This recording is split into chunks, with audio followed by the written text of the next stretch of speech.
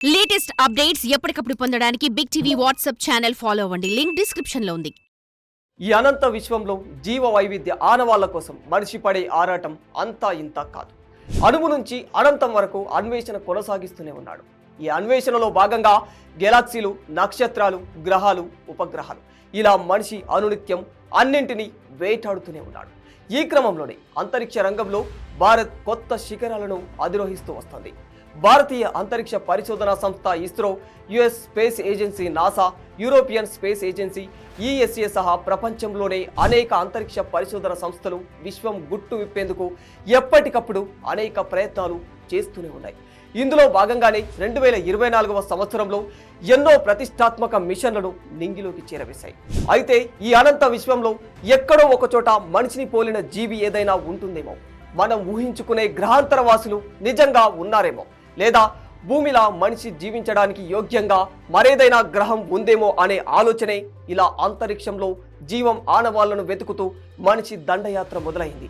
ఈ దండయాత్రలో భాగంగా ఇస్రో 2024 డిసెంబర్ 5న శ్రీహరికోటలోని సతీష్ ధావన్ అంతరిక్ష కేంద్రం నుండి పిఎస్ఎల్వి C-59 రాకెట్ సహాయంతో ప్రోబా 3 మిషన్ని నింగిలోకి ప్రయోగించింది. ఈ మిషన్లో 2 ఉపగ్రహాలు కరోనాగ్రాఫర్ వోల్టర్ సూర్యుడి కరోనాను అంటే సూర్యుడి బయటి పొరను అధ్యయనం చేస్తాయి. వోకల్టర్ ఉపగ్రహం కృత్రిమ సూర్యగ్రహణాన్ని సృష్టిస్తే కరోనాగ్రాఫ్ సూర్యుడి కరోనాపై పరిశోధన చేస్తుంది.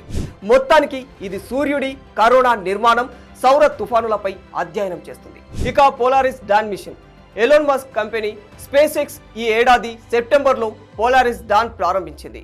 ఇందులో భాగంగా స్పేస్ ఎక్స్ డ్రాగన్ క్యాప్సిల్లో వ్యోమగాములను నింగిలోకి తీసుకెళ్లింది. ఈ మిషన్ తొలిసారిగా స్పేస్ లో ప్రైవేట్ స్పేస్ వాక్ నిర్వహించింది.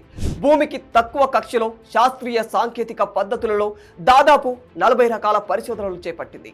అలాగే స్పేస్ ఎక్స్ తయారు చేసిన సూట్ ని పరీక్షించడంతో పాటు మైక్రో గ్రావిటీలో మనిషి శరీరం పనితీరు, కిడ్నీల పనితీరు, కిడ్నీల్లో రాళ్లు ఏర్పడటం, స్పేస్ లో సిపిఆర్ ప్రొసీజర్ లాంటి అనేక అంశాలపై అధ్యయనం చేపట్టారు. మరోవైపు అమెరికాకు చెందిన అంతరిక్ష పరిశోధనా సంస్థ నాసా కూడా అక్టోబర్లో యూరోపా క్లిప్పర్ మిషన్ను చేపట్టింది. జూపిటర్ ఉపగ్రహమైన యూరోపాను అధ్యయనం చేయడమే ఈ మిషన్ ఉద్దేశం. ఈ మిషన్ 2030 నాటికి 1.8 బిలియన్ మైళ్లు ప్రయాణించి గురుగ్రహానికి చేరుకుంటుంది.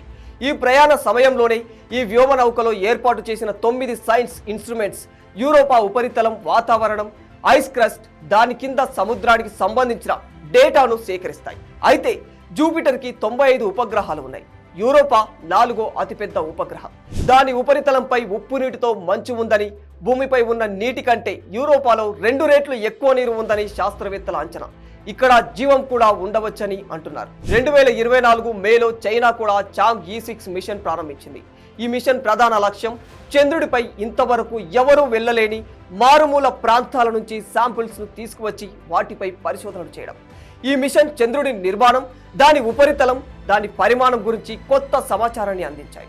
జూన్ 2న చంద్రుడి సౌత్ పోల్ ఐట్కిన్ ప్రాంతంలో దిగిన ల్యాండర్ రోబోటిక్ హ్యాండ్ సహాయంతో జాబిల్లిపై మట్టి నమూనాలను సేకరించి తిరిగి భూమికి తీసుకువచ్చింది. అయితే ఈ శాంపిల్స్ ఆధారంగా చంద్రుడిపై 2.5 మిలియన్ సంవత్సరాల కిందట అగ్నిపర్వతాలు ఉండేవని శాస్త్రవేత్తలు చెబుతున్నారు. ఇక టియాన్లాంగ్ 3 మిషన్, దీనిని చైనాకు చెందిన స్పేస్ పయనీర్ మే 2024లో ప్రయోగించింది. ఇది చైనాకు ప్రైవేటు రాకెట్. ఈ మిషన్ ఉద్దేశం భూమి కక్షలో కృత్రిమ ఉపగ్రహాలను ఉంచడం. టియాన్లాంగ్ 3 కమర్షియల్ గా అంతరిక్ష సామర్థ్యాలను పెంచడానికి చైనా ఈ మిషన్ను చేపట్టింది. Smart lander for investigating moon, దీనిని షార్ట్ కట్ గా స్లిమ్ మిషన్ అంటాం. జపాన్ అంతరిక్ష సంస్థ జాక్సా జనవరి 2024లో దీనిని ప్రారంభించింది. చంద్రుడిపై ఖచ్చితమైన ల్యాండింగ్ సాంకేతికతను పరీక్షించడం దీని ముఖ్య ఉద్దేశం. మిషన్లో చంద్రుడిపై ల్యాండింగ్తో అమెరికా, రష్యా, చైనా, భారత్ల తర్వాత చంద్రుడి మీద సేఫ్ గా ల్యాండింగ్ చేసిన 5వ దేశంగా జపాన్ రికార్డుకెక్కింది. పెరోగ్రైన్ 1 మిషన్, ఈ మిషన్ను ఆస్ట్రోబోటిక్ కంపెనీ జనవరి 2024లో ప్రారంభించింది.